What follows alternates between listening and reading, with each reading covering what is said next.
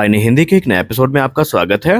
इस वीडियो में बेसिकली हम बात करने वाले हैं डीआरडीओ से आई एक ऐसी रिपोर्ट के बारे में जो कहीं न कहीं ये इंगित कर रही है कि हमें घातक अनमैन्ड कॉम्बैट व्हीकल का एक नेवल वेरिएंट देखने को मिलने वाला है। और हम ऐसे ही नहीं बोल रहे हैं, इसके पीछे एक बड़ी वजह भी है। दरअसल आपको बता दें कि हाल ही में डीआरडीओ और एडीई की तरफ से एक रिपोर्ट पब्लिश करी गई है, जहां पर उन्होंने ये कहा है कि वो इस समय एक एक्सपेरिमेंटल अनमैन्ड व्हीकल का अरेस्टर बैरियल लैंडिंग एनालिसिस करने वाले हैं। और ये जो लैंडिंग एनालिसिस होगा, ये इस चीज़ को ध्यान में रखकर किया जाएगा कि जो ये ड्रोन होंगे, ये एयरक्राफ्ट कैरियर से ऑपरेट किया जा सके या भारतीय नौसेना की किसी भी फैसिलिटी से ईजिली ऑपरेट किया जा सके और ये सारे मिशंस को एग्जीक्यूट करने में सक्षम हो। For example maritime surveillance, reconnaissance और स्ट्राइक मिशन भी एग्जीक्यूट इनके सहायता से किए जा सके।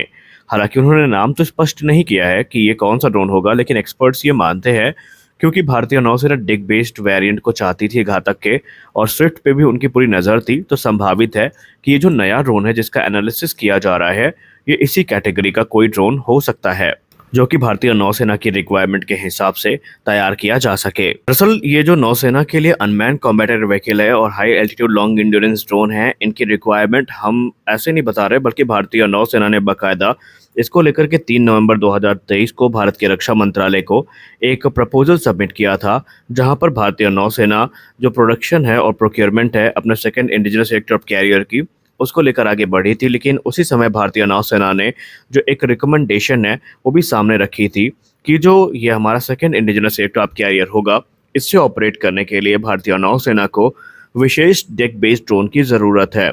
और सेकंड इंडिजिनस एयरक्राफ्ट कैरियर को इसके लिए कुछ मॉडिफिकेशंस हैं, उनसे गुजरना पड़ेगा ताकि वो अनमैन्ड कॉम्बैट व्हीकल और हाई एल्टीट्यूड लॉन्ग इंड्योरेंस जो अनमैन्ड व्हीकल्स हैं, इनको एकोमोडेट करने के लिए पूरी तरीके से तैयार हो जाए। ये जो एडवांस एयरक्राफ्ट कैरियर होंगे, ये बेसिकली इस प्रकार के ड्रोन को ईजिली कह सकते हैं कैरी कर सकेंगे। और इसके लिए बाकायदा defence research and development organisation के साथ एक कोलैबोरेशन को फॉर्म किया जाएगा, जो कि शॉर्ट टेक ऑफ और लैंडिंग कैपेबिलिटी ऐड करेंगी इन ड्रोन्स के अंदर। क्योंकि आप सबको पता है कि एयरक्राफ्ट कैरियर में जो टेक ऑफ और लैंडिंग स्पेस होता है वो बहुत ज़्यादा नहीं होता है, और हमें जो ड्रोन बनाने हैं उन्हीं हिसाब से हमको ऑप्टिमाइज़ करना पड़ेगा। क्योंकि अगर हम बात करें इस प्रकार की यूनिक एयरक्राफ्ट की, तो इनके लिए तकरीबन जो लैंडिंग और टेक ऑफ की डिस्टेंस होगी वो 586 फीट होगी लैंडिंग टेक ऑफ के लिए, और लैंडिंग के लिए तकरीबन इनके पास 335 फीट की ही जो कह सकते जगह है, ये हमें देखने को मिलने वाली है। और ये जो नए ड्रोन्स हैं, इनको इसी हिसाब से अकोमोडेट करना पड़ेगा। एक और प्रोमिनेंट फीचर जो हमें IAC-2 का देखने को मिलेगा, बाकायदा इन पे एक डेडिकेटेड ग्राउंड कंट्रोल स्टेशन होगा, जो कि अनमैन्ड कॉम्बैट व्हीकल और high altitude long endurance drone को ध्यान में रख करके बनाया जाएगा। और ये जो सिस्टम होगा, ये नेवल मिशन को एग्जीक्यूट करने में एक क्रूशल रोल अदा करेगा, क्योंकि जो सी बेस्ड सपोर्ट है स्पेशल ऑपरेशन के लिए, ये इनके द्वारा प्रदान किए जाएंगे।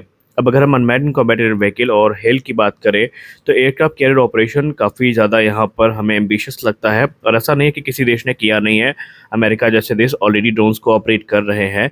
लेकिन सबसे खास बात यहाँ पर ये होगा कि इन ड्रोन्स को बनाना अपने आप में एक चैलेंज होगा, क्योंकि इनके लिए हमें एक रोबस्ट और रगेड एयरफ्रेम चाहिए होगा, जो कि वहाँ के एडवर्स वेदर कंडीशन जो है, जहाँ पर करोजन और दूसरी चीज़ें हैं इसको प्रभावित कर सकती है, उसको विथस्टैंड कर सके और जो वेदर है उसको वो वहाँ पर बर्दाश्त कर सके। क्योंकि आप सबको पता है कि जो एनवायरमेंटल कंडीशन होती है सी की, ये काफ़ी अलग होती है, और ऐसे में ये जो एयरक्राफ्ट है ये हमें देखने को मिलेंगे। दूसरी चीज़ ये है कि इन एयरक्राफ्ट में हमें डिटैचेबल विंग्स देखने को मिलेंगी, ताकि जो कैरियर हैंगर होते हैं वहाँ पर कम से कम जगह में इनको प्लेस किया जा सके। क्योंकि आप सबको पता है कि जो एयरक्राफ्ट होते हैं खुद उनमें भी हमें फोल्डेबल विंग्स देखने को मिलती है, और वो फोल्डेबल विंग की सहायता से उन्हें हैंगर में हम इजीली प्लेस कर सकते हैं। एक और सवाल जो आप लोगों के मन में हो सकता है वो ये है कि हमारे पास तो ऐसे एयरक्राफ्ट कैरियर है ही नहीं जिसमें कैटapult लॉन्च सिस्टम देखने को मिले, जिसमें कैटapult की सहायता से जो एयरक्राफ्ट है इसको लॉन्च किया जा सके।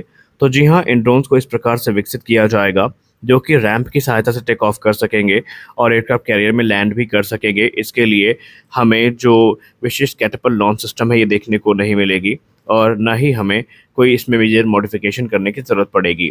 अब अगर हम इंडियन नेवी की स्टडीज़ की बात करें, तो वो अपने जो UCAV है और हेल अनमैन्ड व्हीकल है, इनको कैरियर ऑपरेशन के लिए पूरी तरीके से ऑप्टिमाइज़ करेंगे, और ये काफ़ी कॉस्ट इफेक्टिव भी होने वाले हैं फाइटर जेट्स के तुलना में। इनकी सहायता से रिकॉनेसेंस सर्विलेंस मिशन जो है ये काफ़ी इजीली पूरी किए जा सकेंगे, जहां पर हमें ट्रेडिशनल हेलीकॉप्टर्स का अभी तक इस्तेमाल करना पड़ता है। इसके अलावा इनका जो एंड्योरेंस टाइम है ये भी काफ़ी अच्छा होगा और भारतीय नौसेना इनकी सहायता से समुद्र में जो नज़र है वो बना के रख सकेगी। इसके अलावा ये जो अनमैन्ड कॉम्बैटिव व्हीकल और high altitude long endurance drone होंगे, ये काफ़ी वर्सेटाइल होंगे और इसमें हमें एक वर्सेटाइल मल्टी सेंसर सूट देखने को मिलेगा, जिसमें इलेक्ट्रो ऑप्टिकल और इंफ्रारेड जो सिस्टम है वो देखने को मिलेंगे। सिंथेटिक अपर्चर रेडार और ग्राउंड मूविंग टारगेट इंडिकेटर्स देखने को मिलेंगे। इलेक्ट्रॉनिक इंटेलिजेंस की कैपेबिलिटीज़ इनके पास होंगी। इसके अलावा सिगिंट यानी कि सिग्नल इंटेलिजेंस की जो कैपेबिलिटी है उससे भी इक्विप होंगे।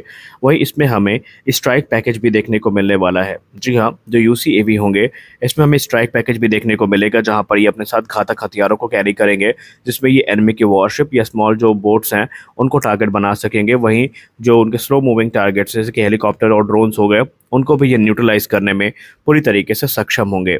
तो यहाँ पर नाम तो स्पष्ट नहीं है, लेकिन अगर यूसीएवी की बात हो रही है तो भारत में घातक यूसीएवी को ही इससे जोड़कर देखा जा रहा है। और पहले भी ये चीज़ हमें सुनने को मिली थी कि जो घातक यूसीएवी है वो इसके लिए एक प्रबल दावेदार है। घातक अनमैन्ड कॉम्बैटिव व्हीकल की बात करें तो ये भारत का एक फ्लैगशिप प्रोजेक्ट है, जो कि स्टेल्थ कॉन्सेप्ट पर बेस्ड एक कॉम्बैट यूएवी है और इसे फ्लाइंग विंग कॉन्सेप्ट पर बेस्ड किया गया है। ये एक टेललेस डिज़ाइन के साथ हमें देखने को मिलेगा और इसमें एक अनडिफाइंड जो फ्यूजलाज कॉन्सेप्ट है वो हमें देखने को मिलने वाला है। इसका जो मोस्ट इंपॉर्टेंट कैरेक्टरिस्टिक्स होने वाली है वो होगी इसकी स्टेल्थ। अगर हम डीआरडीओ की बात माने तो 70% जो स्टेल्थ है वो इसकी डिज़ाइन के थ्रू अचीव करी जाएगी और रिमेनिंग 30% जो स्टेल्थ है वो स्पेशल जो रेडार एब्जॉर्बिंग मटेरियल है, रेडार एब्जॉर्बेंट कोटिंग है और आरएफ प्रोडक्शन टेक्निक्स हैं, उनकी सहायता से प्राप्त की जाएगी। इसमें हमें इंटरनल वेपन बेस देखने को मिलेंगी, जो कि बहुत सारे हथियारों को कैरी कर सकेंगी और इसमें जो टेक्नोलॉजीज़ हैं ये एमका प्रोजेक्ट से बोरो करी जाएंगी। इसको पावर करने के लिए हमें कावेरी इंजन का इस्तेमाल होता दिखाई पड़ेगा। अगर हम इसके फ्लाइंग एल्टीट्यूड की बात करें तो ये तकरीबन 30,000 फीट का होने वाला है। इसके अलावा इसका जो वज़न होगा ये 15 टन के आसपास होगा और इसमें कावेरी इंजन का इस्तेमाल किया जाएगा, जो कि 46 किलोटन का थ्रस्ट जनरेट करने में सक्षम है, जिसका डेवलपमेंट अगले 2 वर्षों के अंतर्गत पूरा हो जाएगा। तो ये सारे जो ड्रोन प्रोजेक्ट हैं ये भारत को निसंदेह आत्मनिर्भर तो बनाएंगे ही बनाएंगे, साथ ही साथ हमारे रिक्वायरमेंट को पूरा करने में ये पूर्णतया सक्षम कर देंगे। और ऐसे में हमें किसी विदेशी ड्रोन की तरफ देखना नहीं पड़ेगा, क्योंकि आप सबको पता है कि ड्रोन वॉरफेयर मॉडर्न वॉरफेयर में सबसे इंपॉर्टेंट मानी जाती है और इस समय वो देश जिनके पास एडवांस ड्रोन है उन्होंने अपनी ताकत का परचम लहराया है। और इसका प्रमाण हमें रशिया यूक्रेन युद्ध में देखने को मिला, जहां एफपीवी ड्रोन से लेकर के जो स्ट्राइक ड्रोन्स हैं इन्होंने अपनी भूमिका को सुनिश्चित भी किया है। और अब भारत की बारी है अपने सेना के तीनों अंगों को इस प्रकार के स्पेशल ड्रोन से इक्विप करने की, क्योंकि यही मॉडर्न वॉरफेयर के असली हथियार होने वाले हैं। तो आज के इस वीडियो में बस इतना ही। आशा करते हैं ये वीडियो आपको अच्छी लगी होगी। वीडियो अच्छी लगी तो वीडियो को लाइक करिए, नए चैनल को सब्सक्राइब करिए। मिलते हैं अगले वीडियो में, तब तक के लिए जय हिंद।